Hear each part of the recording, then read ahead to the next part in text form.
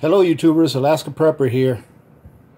So the story goes, we have a potluck at work tomorrow, and I am going to make my version of what's called Pernil. All right, in the Dominican Republic we cook it's called a Pernil, all right? And that's with a Spanish accent, of course, so not many people will be able to roll their R's. But what it is a pork leg. Like, it's almost like the pork ham, but it doesn't taste like ham. It's not cured or anything, right? It's a pork ham, and it's the whole leg all the way down to like to the knee. And usually we make it for like the holidays, like for Christmas usually, or Thanksgiving. And it's a really big piece. But what I've done is I've made it into a pork butt. So instead of using a pork leg, I'm using a pork butt. And obviously it's a lot smaller. You can see, you know, there's only about a 6.5 pound piece of meat right here. Okay, it's a lot smaller. So I've adjusted it to be a little bit smaller because we don't just cook it for the holidays here in the Alaska Prepper home. Because it's a really good dish and we enjoy it a lot. So at work they asked me if I can bring this in, and I'm going to go ahead and show you guys how I cook it because tomorrow is our potluck. Okay, so I'm going to go ahead and show you guys what I do, but first I'm going to go ahead and show you all the spices and ingredients that go into making this. Okay, so I'm going to go ahead and cut it off right now, and next time you'll see me, it will be over in the other counter with the spices.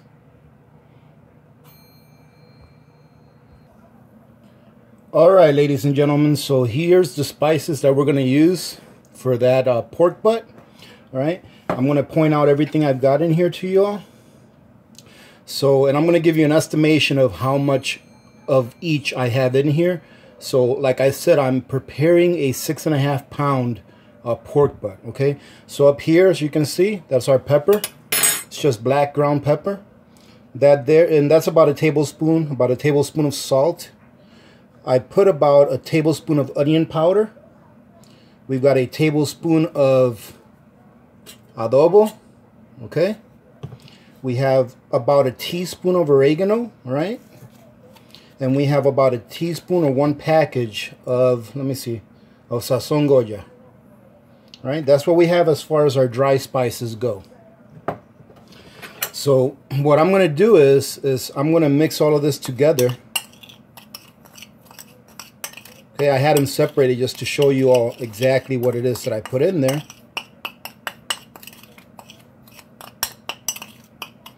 And if you want to use onions, fresh onions instead of onion powder, nothing wrong with that. It will be just fine. I like using the onion powder because I think I get more out of it than by using fresh onions. But you can definitely use fresh onions if you like. Okay, now to that, I am going to add some capers. Okay, I'll probably add about a full tablespoon of capers, so you can see. And I also like to take a little bit of the caper juice in here.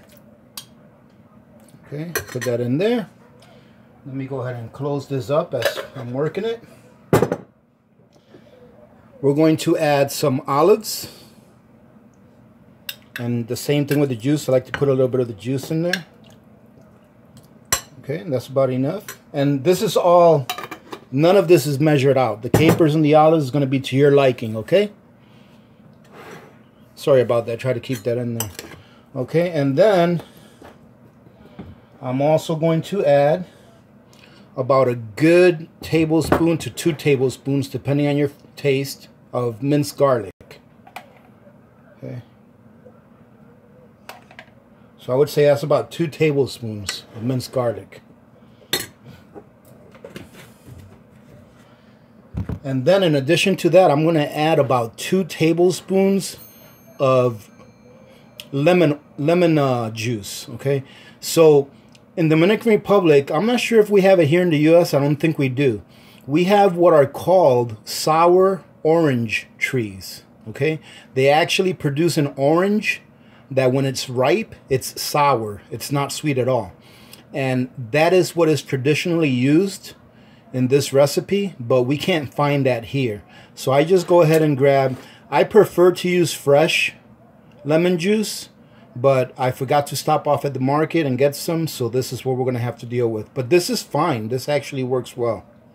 All right, so I'm just going to go ahead and add about 2 or so tablespoons, and that should be good right there. So now what I'll do is I'll mix all of this together. I'm not going to crush the olives or anything like that. I'm just going to mix all of this together. Okay. If you do crush the olives, it's no problem. But you'll see why I don't like to crush the olives for this. Okay. Alright, so ladies and gentlemen, I'm going to go ahead and take you guys over back to the pork butt and show you all how I prepare it, okay? Hey, first I wanted to show you this. Check these out. Me and Mrs. Alaska Purple were at the store the other day, and she saw these. And we're like, wow, those are really cool. They would make good salt and pepper shakers. So we got a little pack, which was a pack of 4. And we made little salt and pepper shakers out of these. I just thought these were cool. I thought I'd show them off to you. Little mason jar salt and pepper shakers. Alright. Oh, by the way, I think I forgot to tell you guys. I'm not sure if I told you already that I also put about 1 tablespoon of salt in there. I'm not sure if I mentioned that or not. Okay? Alright, so let's go back to the pork butt. Alrighty, so now what I do with this pork butt is I've already washed it. I washed it off really good.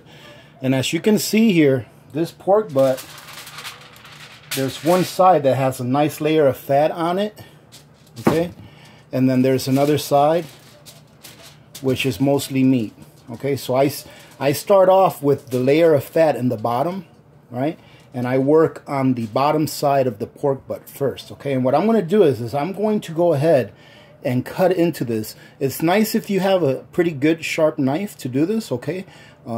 It's a lot safer actually to have a nice sharp knife to do this. So if your knife is somewhat dull, make sure you sharpen it before you try to do this, okay? So what I'm going to do is I'm not going to cut all the way across. I'm going to start like 1 inch or so from the edge and cut as deep as I can go in, up to about 1 inch or so from the other edge, okay? So I'm going to start from the bottom here. And I'm going to try to cut at a little bit of an angle. And you want to go nice and deep, right? Probably about every 1 inch or so, you're going to make another cut or another slice, however you want to call it, right? And you're going to keep going and just be careful when you're going to hit that bone there. Just make sure you don't slip and cut your hand, all right? So that's what we're going to do on this side. So you can see. All right. So what I do in these slices is I go ahead and I've got some red pepper, all right, that's been what do you call it, what do you call these? Hey babe, what do you call the red peppers when you put them on the fire? Roasted. Yeah, roasted red peppers. And these are from a jar, okay? And what I do is once I open the jar and I use some, I freeze them, all right, so they don't go bad, because we don't use them all that much where we go through a big jar every week. So I freeze them, I take out a piece that I need, and then I use them. And then what you're going to do is you're going to stuff some of this red pepper, roasted red peppers, into the slices that you cut, into the slits that you cut. You're going to try to push them down as much as you can, okay?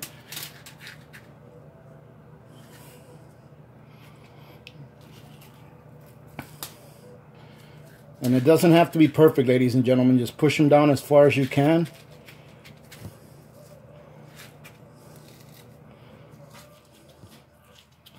Okay, there you go. And then we're also going to have some cilantro, okay? Or recao. Recao is what we call it in Spanish. All right? We're going to do the same thing with these. We're just going to take them and we're going to put them whole. We didn't chop these up. I just put them in there nice and whole. They'll pretty much deteriorate with the heat while they're cooking. And all the flavor will be left inside the pork. Alright, so there you go. We got those two things there. Now what I'm going to show you now, you may think is kind of weird. However, make sure you try this, because at first, when I first tried what I'm going to show you right now, I was like, someone taught this to me, a friend of mine. It's a way in which they marinate their meat, and it helps to tenderize the meat, and it gives it an additional layer of flavor. And when I first saw it, like I said, I was like, there's no way, I'm not going to do that. But I tried it, and it works great. This is just regular yellow mustard. And what you're going to do is you're going to take a heaping tablespoon of this, okay? And you're just going to coat this. All right, just give it a light coating. All right, not a lot. And don't be afraid to get your hands dirty. All right, so you're going to give this a nice light coating with this mustard. And ladies and gentlemen, trust me, you're not going to taste mustard. All right, this is going to give it an additional layer of flavor, and you're not going to taste mustard when you have this. It's just really good. It really adds to the flavor. All right, now we're going to take the mixture that we just made, okay? And we're going to take some of this, and we're just going to stuff it in these holes that we've made here. And here, if you want to crush the olives down there, get them as far down there as you want, that's fine. I like to get them as far down there as I want, so that all of the meat will get this flavor.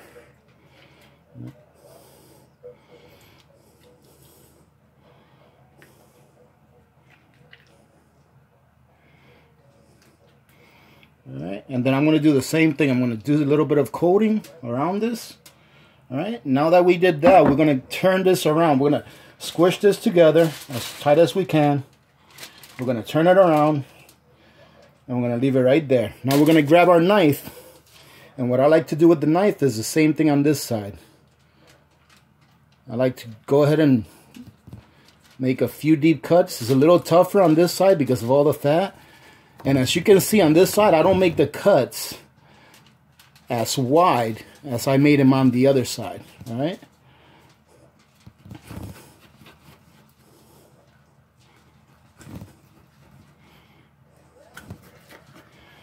Okay. Alrighty. Now we're going to grab some of our mustard, do the same thing on this side. Okay.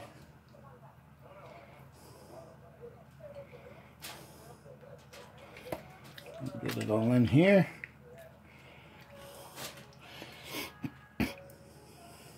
And ladies and gentlemen, this is actually not a very expensive meal. This pork butt cost me, I think the pork butt is probably one of the least expensive parts of the pig.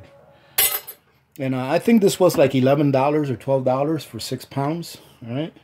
So now you're just going to do the exact same thing you did on the other side. All right. If you want to put more roasted peppers on this side, you can. All right. But you don't have to. On one side is enough. And you'll see when this is done. I'm going to bring you guys back when this is done. And you'll see that it pretty much resonates through the entire piece of meat. All right, just putting it down there. Okay. Okay, now we're going to go ahead and just get this whole thing. And it looks kind of messy, and it is. All right, don't be afraid to get your hands dirty. All right. Now, there's a little bit left of this. I'm going to put this to the side. And if you all give me a second, I'm going to wash my hands real quick, and I'll show you how I wrap this.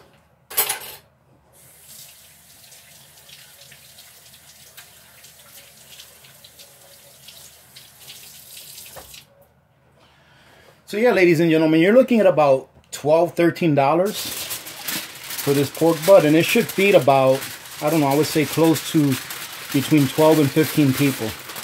And that's what I'm making it for. Now, as you can see, I'm wrapping this. I want to go ahead and wrap this as much as I can. Right? We want to cover the whole thing. All right? And then what I'm going to do is I'm going to take my leftover spices and I'm just going to put it on top. Okay, that's that.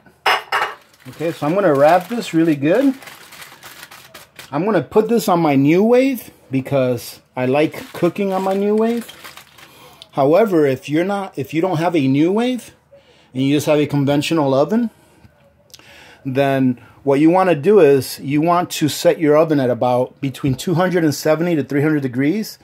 And I normally cook this for about 5 or 6 hours at between 270 and 300, probably closer to the 270 mark. And after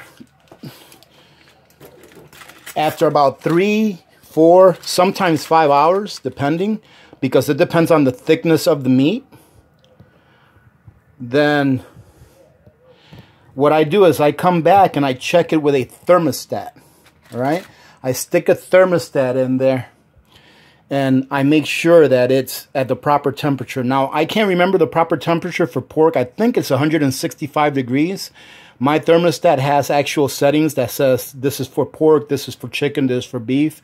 So I'll stick it in there and I'll see what the temperature is inside. When the temperature is like within 5 degrees of what it's supposed to be, I'm going to uncover this. So I'll go like this, uncover it, and I will cook it on high for about another half hour to an hour until the skin here gets nice and crisp. Okay, so but I'm going to come back and show you all what it looks like after the first stage of cooking. Okay, so I'm going to grab another piece of aluminum foil right now. And ladies and gentlemen, if you all don't have a New Wave and you can find one for cheap, like on Craigslist, I recommend that you all get one because I love using this New Wave. It's a time saver and I think it saves energy too because it's convection.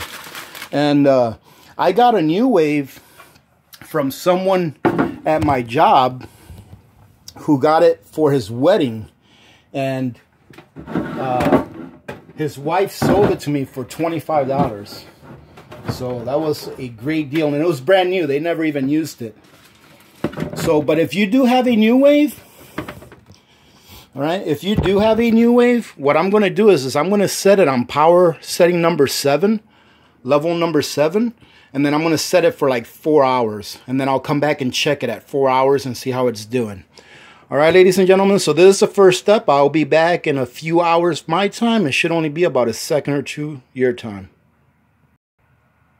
All right, ladies and gentlemen, this is the end result. So I did like I told you all, after about 3.5 hours, I came back. Well, it was more like 4 hours, closer to 4 hours than 3.5. All right, I came back and I took the top layer of the tin foil off, and then I put it on high for about the last hour. And this is what we got, and it looks really, really nice. All right, it's still nice and moist. I did have to do a little taste test just to give you guys an honest opinion on what it tastes like, and it tastes delicious. All right, so this is what you've got, ladies and gentlemen.